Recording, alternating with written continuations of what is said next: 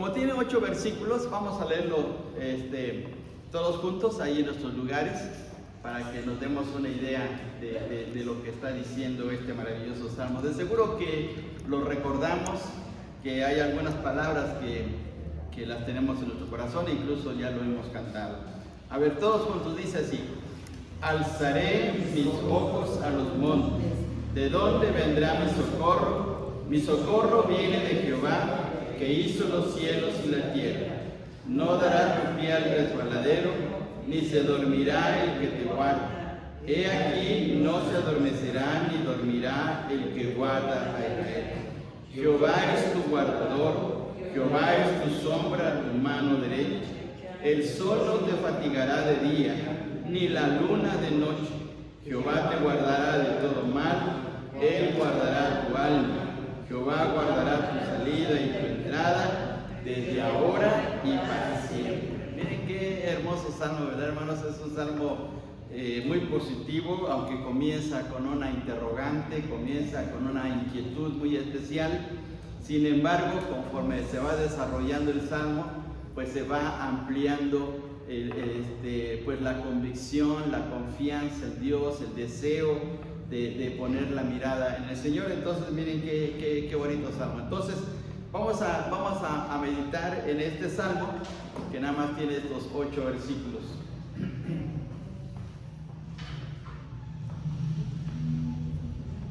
Bueno, este salmo lleva por título nuestro gran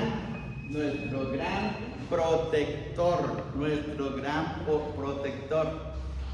En este salmo se va a repetir varias veces un verbo muy especial, se va a repetir constantemente. Fíjense bien, hermanos, vamos a ver este verbo. Versículo 3 dice: no dará tu pie al resbaladero, ni se dormirá el que te guarda.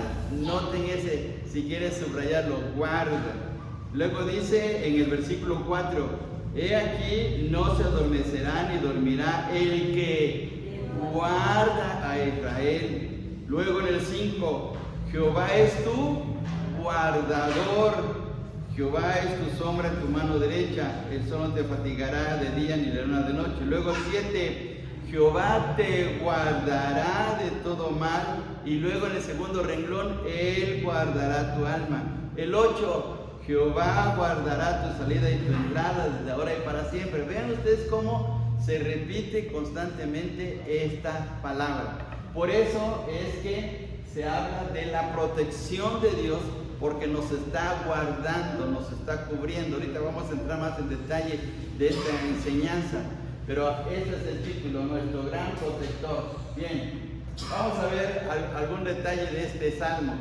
Este salmo, el 121, es el segundo de los salmos graduales. Acuérdense, hermanos, que la semana pasada veíamos que los salmos graduales eran los salmos que se entonaban, se cantaban cuando los peregrinos judíos iban a Jerusalén a celebrar 3 fiestas sagradas muy importantes. ¿Cuáles eran las 3 fiestas sagradas? La Pascua, el Pentecostés y los tabernáculos, las 3 fiestas sagradas. Entonces, conforme iban avanzando e iban subiendo a la ciudad de Jerusalén, iban entonando estos salmos. Por eso se le llama salmos graduales o salmos de la subida, porque iban hacia arriba, ¿sí? Es un salmo anónimo porque no se sabe quién lo escribió, y que expresa exaltación al cuidado de Dios. Este salmo está lleno de optimismo, aunque comienza con una inquietud, está lleno de optimismo en Dios. Aunque corto en redacción, es grandioso en su enseñanza. El salmo revela que Dios actúa en forma comunitaria en relación a su pueblo, porque dice el salmo que guarda a Israel, guarda a su pueblo, pero también nos guarda a nosotros en forma personal. Dice el salmo, y de forma personal, en el contexto, los peregrinos que iban a Jerusalén caminaban por senderos peligrosos y este salmo les daba confianza. los caminos antiguos, al igual como lo que estamos viviendo ahora en nuestro país, pues los caminos se han convertido en caminos peligrosos. Ahora pues la gente se queja de que en las carreteras los asaltan, que les quitan sus propiedades, que les quitan su automóvil, y bueno, hay muchos problemas de la inseguridad de nuestro país. Pues en el tiempo del Señor Jesús y en el Antiguo Testamento pasaba lo mismo, porque pues ni siquiera había guardias, policías, no había seguridad. Entonces era un problema, porque pues la gente vivía bajo ese temor. Bien, ahora vamos aquí adelante. Una vez más, vemos aquí cómo está la clasificación de los salmos graduales. Hay 10 salmos que son anónimos, 10 salmos que son anónimos de los graduales. Luego, 4 salmos los escribió David y 1 lo escribió Salomón, como aparece aquí. Entonces, el Salmo 121, que es el que vamos a meditar en esta tarde, pues es un salmo que no se sabe quién lo escribió, es un salmo anónimo. Debió ser algún levita, algún sacerdote, alguien que estaba comprometido con la adoración a Dios, que sabía leer, que sabía la historia de Israel, que tenía una experiencia muy especial en su comunión con Dios, y por eso era un hombre consagrado, y este salmo nos invita a poner la confianza en Dios. Bien, ahora vamos a ver una cosa aquí. Dos puntos nada más vamos a ver en este salmo, nada más 2 puntos. El primero, una inquietud, la inquietud por ayuda, la inquietud por ayuda.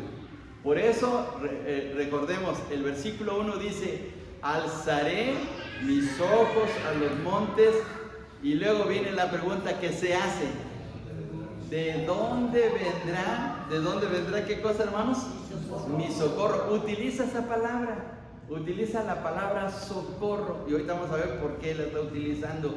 La palabra socorro aparece aquí. Entonces es una inquietud por ayuda. Y luego viene desde el 2 hasta el 8 toda una amplia respuesta a esa inquietud, a esa inseguridad que siente el que escribe este salmo. Entonces nada más 2 puntos se van a ver aquí. Bien, ahora fijémonos, por favor. El versículo 1 dice: alzaré mis ojos a los montes. ¿Qué estaba pensando? ¿Por qué no dice: voy a alzar mis ojos al cielo, voy a alzar mis ojos a Dios, voy a alzar mis ojos hacia arriba donde está el Señor? ¿Por qué dice: alzaré mis ojos a los montes? Bueno, vamos a ver esto. Y dice: ¿de dónde vendrá mi socorro? Bien, vamos a ver aquí. Entonces, ¿por qué se mencionan a los montes en este salmo? Entonces, no estaba diciendo las cosas nada más así por decir. O sea, había una razón de por qué él está diciendo: alzaré mis ojos a los montes.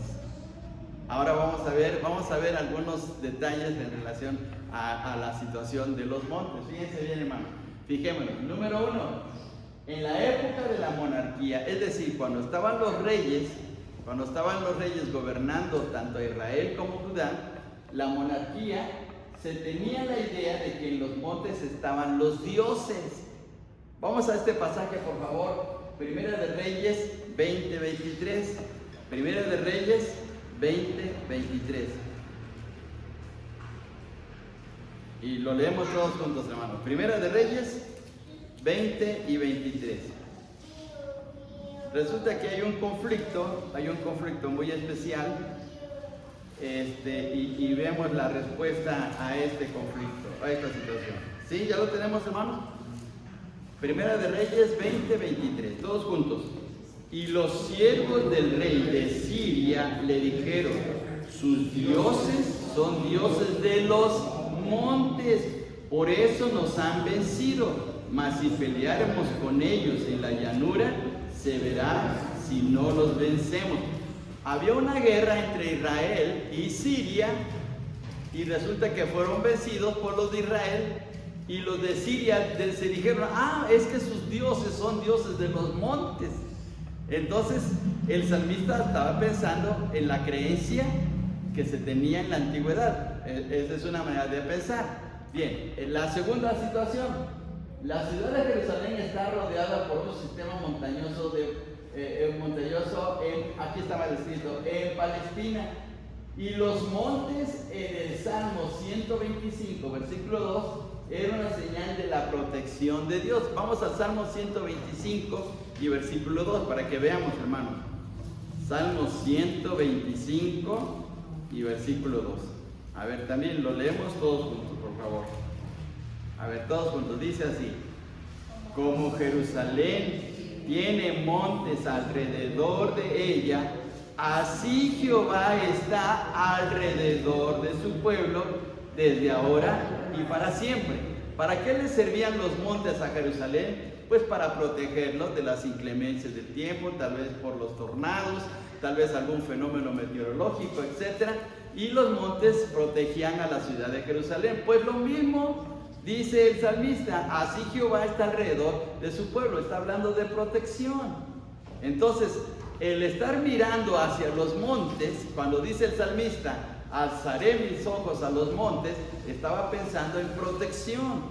Ahora, número 3, los montes indicaban, fíjense bien, indicaban seguridad. Vamos al Salmo 11 y ahora el versículo 1. El Salmo 11 y versículo 1, por favor. Salmo 11, 1. A ver, todos juntos, dice así, todos juntos. En Jehová he confiado. ¿Cómo decís a mi alma que escape al monte cual ave? ¿Qué pasaría si David se hubiera ido a un monte a refugiarse? Bueno, ahí iba a encontrar cierta seguridad. Por eso se está haciendo esa pregunta, ¿sí? Pero ya sabemos lo que ocurrió con el Salmo 11, que David no lo hizo, porque él confiaba en Dios. Entonces, el monte aquí estaba indicando cierta seguridad. Ahora, una cosa más, permanencia.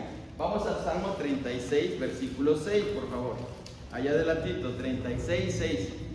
Y ahora nada más las hermanas, ¿sí? Como son mayoría en este momento, por favor, léanlo, ¿sí? Salmo 36, 6.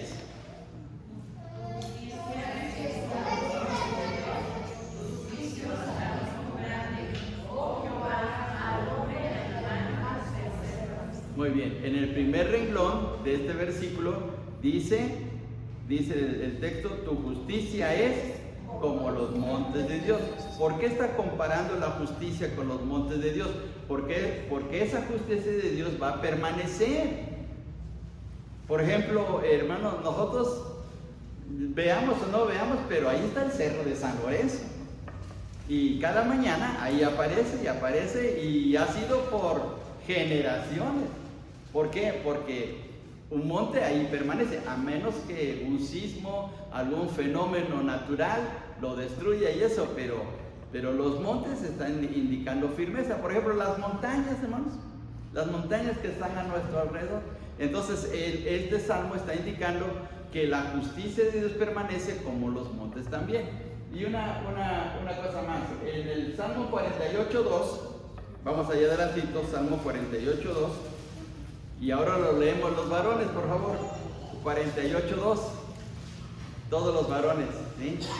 Dice así, todos juntos: hermosa provincia, el gozo de toda la tierra, es el monte de Sión a los lados del norte, la ciudad del gran rey. Entonces, el monte de Sión estaba indicando la presencia de Dios, porque ahí se construyó el templo, ¿sí? Porque en esa parte se construyó el templo.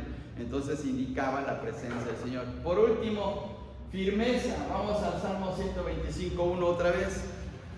Salmo 125 y versículo 1, y también lo leemos todos juntos. Salmo 125 y versículo 1. Dice así, todos juntos: los que confían en Jehová son como el monte de Sión, que no se mueve, sino que permanece para siempre. ¿Qué está diciendo este versículo? Que el cristiano o el que es temeroso de Dios, puede venir tormentas, puede venir vientos, puede venir situaciones de la vida, lo pueden mover, pero no lo van a doblegar, porque permanece firme, ¿sí? Permanece firme. Entonces los montes los montes permanecen así. Entonces, está hablando de esta situación. Bien, entonces por eso es que el que escribe el Salmo aquí dice: alzaré mis ojos a los montes, porque estaba pensando en seguridad, en protección, en la presencia de Dios, en firmeza, y por eso dice: ¿de dónde vendrá mi socorro? Necesito ese socorro de Dios. Bien, ahora vamos aquí adelante. Vamos aquí. La primera observación es, ya vimos de los montes. Ahora vamos a la segunda observación. La palabra socorro, fíjense bien, hermanos, aquí en el Salmo 121, dice: ¿de dónde vendrá mi socorro? Y luego en el versículo 2 dice: mi socorro viene ¿de quién? De Jehová. Ahora vamos a ver esta palabra. La palabra socorro aparece 7 veces en el libro de los Salmos. Aparece 7 veces en el libro de los Salmos. La palabra hebrea eser se traduce por ayuda, ayuda idónea o socorro. Los caminos en la antigüedad eran peligrosos. La parábola del buen samaritano menciona a un hombre asaltado en el trayecto de Jerusalén a Jericó, según Lucas 10:30. Entonces los caminos eran muy inseguros. Entonces, ¿qué está diciendo el salmista? Señor, socórreme al ir por estos caminos de la gente que puede hacerme daño. Pero hay una cosa interesante. La palabra socorro es una palabra latina. Y recuerden ustedes que ¿quiénes hablaban el latín? ¿Quiénes hablaban el latín? ¿Qué cultura antigua o qué pueblo antiguo hablaba el latín? Los romanos, muy bien, los romanos. Y muchas de las palabras latinas las seguimos utilizando nosotros. La palabra socorro es una palabra latina que significa acción y efecto de correr para sacar a alguien de un peligro. Por eso es que cuando estamos en problemas o cuando estamos en un peligro decimos: socorro, socórrame. Porque estamos pidiendo que alguien venga rápidamente, que venga corriendo para sacarnos del peligro de la situación que estamos viviendo, ¿sí? Entonces, esto es lo que significa la palabra socorro en latín: acción y efecto de correr para sacar a alguien de un peligro. ¿Qué hacen los bomberos cuando reciben la llamada de que un edificio o una casa se está quemando? Se está quemando esa casa. ¿Qué hacen los bomberos? Pues se van rápidamente, ¿verdad? Se van rápidamente y encienden la sirena para que les abran paso, porque es vital que tienen que llegar rápido a la casa que se está quemando, porque puede ser que estén personas, que esté un niño, una persona grande, etc. Entonces corren, van rápidamente. Pues es la palabra socorro que se está utilizando aquí. Entonces, ¿qué está diciendo el que escribe el Salmo? Señor, socórreme, pero ven rápido, porque lo que me está pasando necesita tu ayuda. Entonces no es solamente: Señor, ayúdame, me está pasando este problema. No, ayúdame, pero ven rápido, ¿sí? Entonces por eso se utiliza la palabra socorro. Bien, una cosa más todavía. En estos versículos aparece la palabra socorro. La palabra socorro aparece en Deuteronomio 33:29, Jueces 5:23, aparece 2 veces en este texto. En 2 de Samuel 14:4, 2 de Crónicas 20:4, en los Salmos aparece 7 veces en estos textos, en Isaías 20:6, Jeremías 37:7, Lamentaciones 4:17, Hechos 11:29 y en Hebreos 4:16. ¿Por qué aparece la palabra socorro así en la Biblia? Porque necesitamos la ayuda de Dios y la necesitamos pronto, cuando estamos pasando por situaciones de verdad críticas, ¿sí? Entonces, por eso aparece así, para darnos cuenta que tenemos a nuestro Dios que está pronto para ayudarnos. Bien, vamos ahora aquí. Por ejemplo, hermanos, ¿cuándo decimos socorro, socorro? Pues cuando nos estamos ahogando. ¿Alguien en algún momento de su vida, nadando o yendo al mar o a algún río, se estaba ahogando? ¿Sí? Y no pensó: socórreme, ayúdenme. Bueno, se está ahogando. O en los temblores, o un incendio, o cuando ocurre un asalto, ¿sí? Entonces son situaciones críticas, de peligro, y es cuando decimos socorro, ¿sí? Hay unas letras que cuando se necesita la ayuda se pueden escribir, y esas letras son S, ¿qué más? S-O-S. ¿Y qué significa S-O-S? Socorro o sucumbo, es decir, socorro o me muero, ¿así? Entonces, cuando hay una situación crítica de mucho peligro, se pueden colocar esas letras, ¿sí? Entonces, pues ahí aparece la palabra socorro, y es lo que está diciendo así el que escribe este salmo: Señor, socórreme, pero ven, no te tardes, porque estoy en una situación crítica. Bien, y en este versículo 2, pues ahí encuentra esta situación de ayuda de Dios. Ahora vamos a ver un ejemplo, veamos cómo aparece la palabra socorro en un ejemplo bíblico. Este pasaje está en 2 de Crónicas 20, del 1 al 4. ¿Sí lo pueden leer, hermanos? Sí, muy bien. Dice aquí el versículo 1: Pasadas estas cosas, aconteció que los hijos de Moab y de Amón, y con ellos otros de los amonitas, vinieron contra Josafat a la guerra. El rey Josafat era el rey de Judá en ese momento. Y acudieron algunos y dieron aviso a Josafat diciendo: contra ti viene, fíjese bien, contra ti viene gran multitud del otro lado del mar y de Siria. Y aquí están en Hazezón Tamar, que es en Gali. Entonces él, ¿quién era él?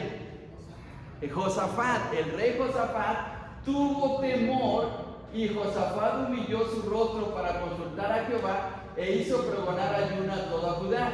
Y se reunieron los de Judá para pedir socorro a Jehová. ¿Por qué pidieron socorro? Porque una multitud, aquí está una gran multitud, venía para hacerles guerra. Entonces clamaron porque era urgente pedirle la ayuda a Dios. Dice el texto: y se reunieron los de Judá para pedir socorro a Jehová, y también de todas las ciudades de Judá vinieron a pedir ayuda a Jehová. Fíjense bien qué cosa tan especial, porque realmente estaban en una situación muy difícil, muy apretada, muy problemática, y por eso le pidieron el socorro al Señor. Entonces ahí está un ejemplo bíblico del pueblo del Señor que le está pidiendo el socorro a nuestro Dios. Bien, ahora veamos aquí esta situación, ¿sí? Mi socorro viene de Jehová, que hizo los cielos y la tierra. ¿Por qué dice estas palabras el salmista? ¿Por qué utiliza mi socorro viene de Jehová, que hizo los cielos y la tierra? Eso volvemos a repetir. Las palabras no están escritas al azar, al y se va, a ver qué sale, a ver si sale bonito el poema. No se trata de eso. O sea, se está pensando correctamente porque se está pidiendo que Dios intervenga. Ahora vamos a ver aquí, vamos a ver esto. Mi socorro viene de Jehová. Primero, viene de Jehová. Jehová es el nombre para Dios que representa al Dios del pacto con Israel. La palabra o el nombre Jehová es el nombre del Dios del pacto. Y cuando Dios hizo pacto con Israel, fue un pacto firme, fue un pacto de fidelidad.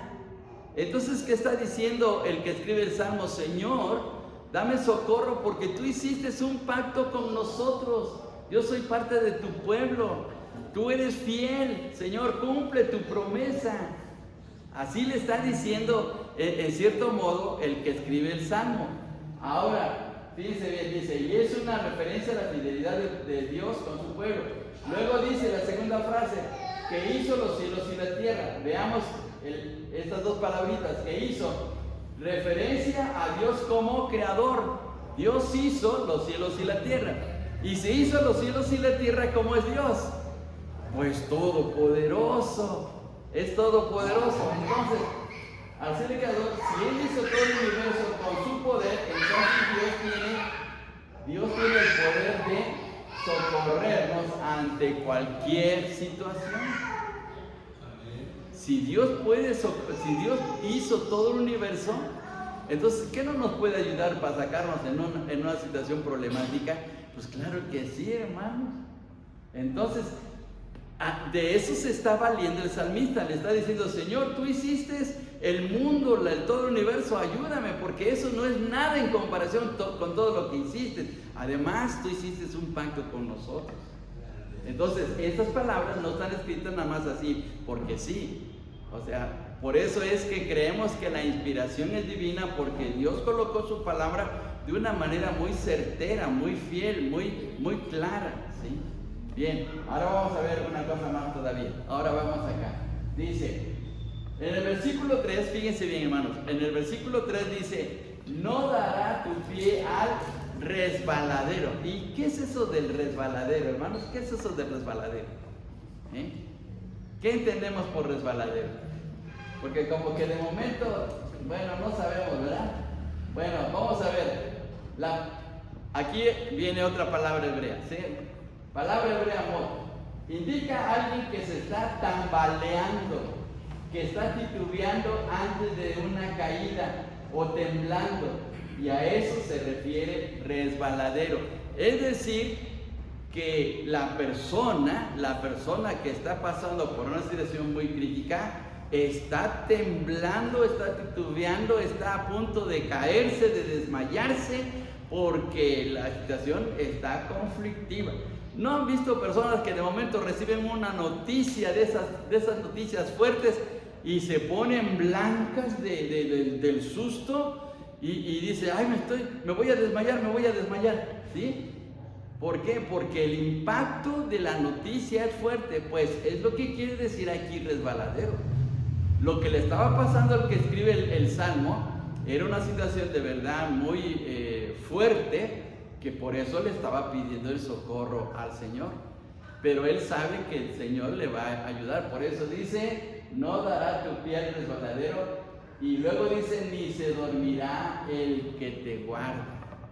Y esa es una plena confianza de que Dios le va a proteger. Ahora, ¿se acuerdan ustedes, hermanos, una experiencia muy especial en el Antiguo Testamento?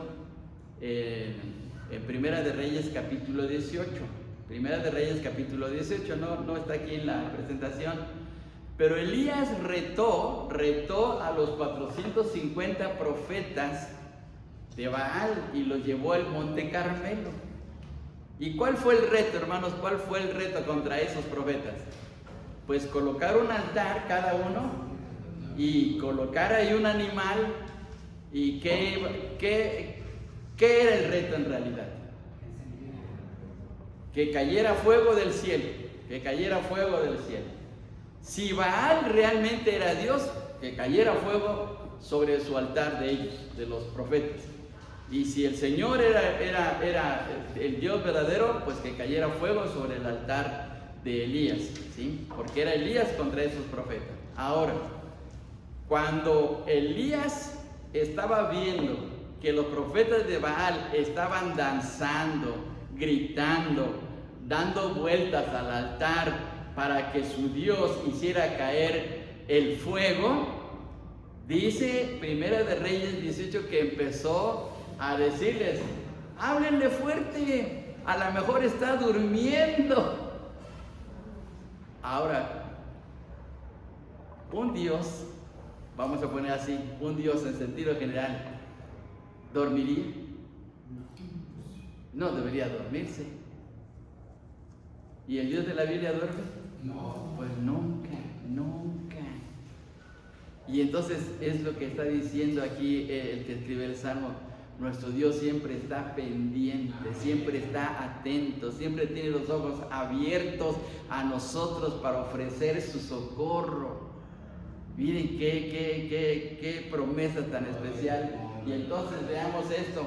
Ahí es donde utiliza, ahora viene lo que dice el versículo 5: Jehová es tu guardador. Jehová es tu guardador. Y ahora esta palabra de verdad es una palabra impresionante. Dice: Jehová es tu guardador, Jehová es tu sombra, tu mano derecha, dice el versículo 5. El verbo hebreo, esta es la palabra hebrea, significa cercar alrededor, cuidar, guardar, preservar, velar. Y este verbo es la raíz del sustantivo guardador, centinela o guardián. Propiamente, fíjense bien hermanos, propiamente guardador es alguien que está vigilándonos, nos está vigilando, dando vueltas alrededor de nosotros, pero para protegernos. Miren qué palabra tan bonita, hermanos. No es solamente decir Jehová es mi guardador, no. Es alguien que está primero vigilándonos y luego está dando vueltas a nuestro alrededor para que el peligro o aquello que venga a afectarnos, pues Él nos defienda, Él nos proteja, Él nos cuide, ¿sí? Entonces, es como luego los, por ejemplo, los de las guardias presidenciales que están cuidando la casa del presidente o el Palacio Nacional y andan dando vueltas porque puede haber algo que meten aprietos al presidente o a la presidenta en este caso. Pues Dios nos está protegiendo a nosotros. A veces ni siquiera nos damos cuenta de eso, pero Dios está alrededor nuestro, atento a que no nos pase algo desagradable. Dice estas palabras: propiamente guardador es alguien que está vigilándonos, dando vueltas alrededor para protegernos. En este salmo, el verbo en español guardar es la palabra clave, porque Dios nos guarda constantemente, ¿sí? Y si en un momento Dios a veces permite que nos ocurran ciertas situaciones, es porque Él tiene un propósito. Por ejemplo, en el caso de Job, que fue tentado, mejor dicho, que fue afectado con sus propiedades, con sus hijos. Bueno, pero Dios lo permitió. Si a veces llegamos a experimentar alguna situación dolorosa, es porque Dios tiene algo preparado. No es que Dios nos haya olvidado, no es que Dios, como dice el Salmo, es que Dios esté durmiendo. No, de ninguna manera. Al contrario, Dios está pendiente, pero permite ciertas situaciones con la finalidad de que pues se cumpla el plan precioso de Dios. Ahora fíjense bien, hermano. Vamos a, por favor, regresamos aquí en nuestras Biblias. Vamos a nuestras Biblias. Dice en el versículo 4, regresemos por favor un poquito. Versículo 4, he aquí, no se adormecerá ni dormirá. Parece ser como que repite la misma palabra, ¿verdad? Parece, aquí en nuestra Biblia en español. Dice otra vez, primer renglón del versículo 4, he aquí, no se adormecerá ni dormirá. Donde dice adormecerá, más bien no se cansará. No se cansará. Dios nunca se cansa. Dios no conoce el cansancio. Dios no conoce el sueño, porque Él siempre está velando. Él siempre tiene sus ojos pendientes a aquellos que le temen, a aquellos que le aman, a quienes son sus hijos. Él no se cansa, Dios no se cansa, siempre sus fuerzas las tiene en plenitud. Él no tiene ese problema que nosotros tenemos. Nosotros nos cansamos después de un día de trabajo, de esfuerzos y sobre todo cuando pasamos por situaciones que son desgarradoras, que son tristes y que nos, voy a usar esta palabra popular, que nos desguanzamos, ¿verdad? Así nos pasa. Eso no ocurre en Dios, hermanos. Eso no pasa en Dios.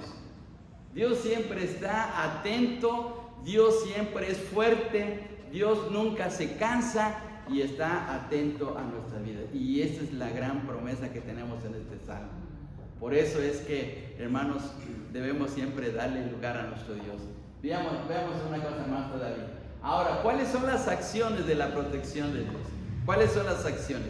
Aquí vamos a encontrar 7 acciones en las cuales Dios está mostrando esa protección tan grande. Número 1, en el versículo 3 dice, no permitirá que resbalemos, no dará tu pie al resbaladero, no va a permitir que caigamos.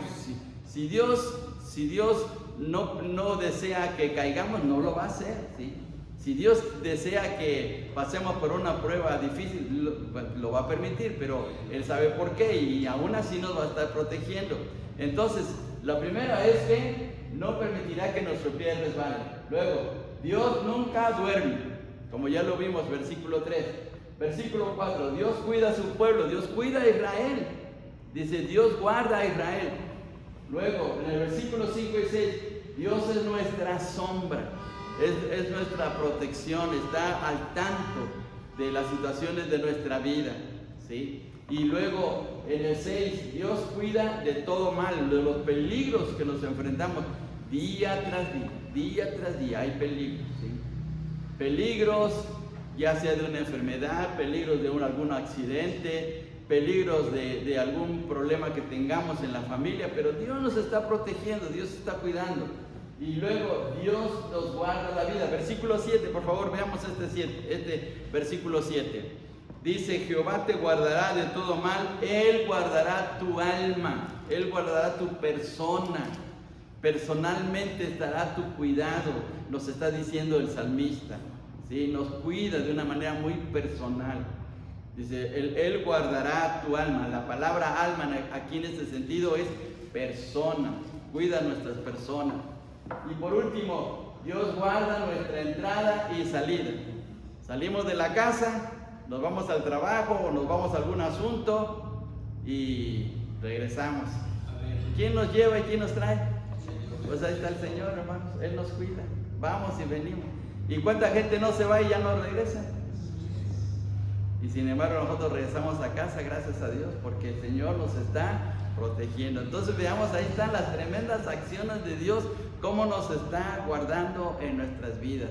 Entonces, de eso está hablando el salmista, porque al ir a adorar a Jerusalén, pues tenía que ir pasando por lugares que eran muy peligrosos, que eran lugares donde había gente mala, había asaltantes, ¿sí? No estaba el Chapo ni estaba eso, pero sí había gente mala, ¿sí? Sí, y les quitaban todas sus pertenencias, los herían, los maltrataban o los mataban incluso, era un problema igual. Entonces ahí el salmista por eso está diciendo en este salmo que Dios es nuestro guardador y Él siempre está atento a nuestras vidas. Veamos una cosa más todavía aquí. Veamos, hermanos, ahora este texto. Hebreos, está mal escrito, es 4, aquí no es 15, es 4. Para empezar, Hebreos no tiene el capítulo 15, está mal escrito. Capítulo 4 del 15 al 16, dice, porque no tenemos un sumo sacerdote que no se pueda compadecer de nuestras debilidades, sino uno que fue tentado en todo según nuestra semejanza, pero sin pecado. Acerquémonos pues confiadamente al trono de la gracia para alcanzar misericordia y hallar gracia para el oportuno socorro. Ahí aparece otra vez la palabra socorro. Para el oportuno socorro. Entonces, ¿cómo debemos acercarnos al Señor? Confiadamente, porque Él tiene oportuno socorro para nuestras vidas, ¿sí? Entonces, pues confiemos en nuestro Dios, hermanos, pongamos nuestra mirada en Él, dependamos de Él en las situaciones a veces difíciles que nos vienen en la vida. A veces tenemos problemas en la casa, a veces en el trabajo, a veces en el camino, en la calle, tenemos alguna situación crítica, incluso dentro de la iglesia, en nuestra vida espiritual tenemos problemas, pero ahí está nuestro Dios, hermanos. Dios nunca nos va a abandonar. Desde el momento en que aceptamos a Cristo y Él nos selló con su Santo Espíritu para ser hijos de Dios, nunca más nos va a abandonar. Dice el apóstol Pablo en Romanos capítulo 8 que nadie nos separará del amor de Cristo, ni tribulación, ni angustia, ni ángeles, ni lo porvenir, ni nada nos podrá separar de Él. Así es que, qué bendición, hermanos, qué bendición. Y este salmo pues nos anima a confiar, pero no confiar nada más una confianza superficial, sino confiar plenamente en nuestro Dios, porque Él tiene cuidado de nosotros. Él nos guarda, Él nos sostiene, Él nos anima en nuestras vidas. Entonces veamos esta situación. Hermanos, ¿qué aprendemos de este maravilloso salmo? ¿Qué aprendemos, hermanos? Sí, adelante, hermano. Que trata que no dando la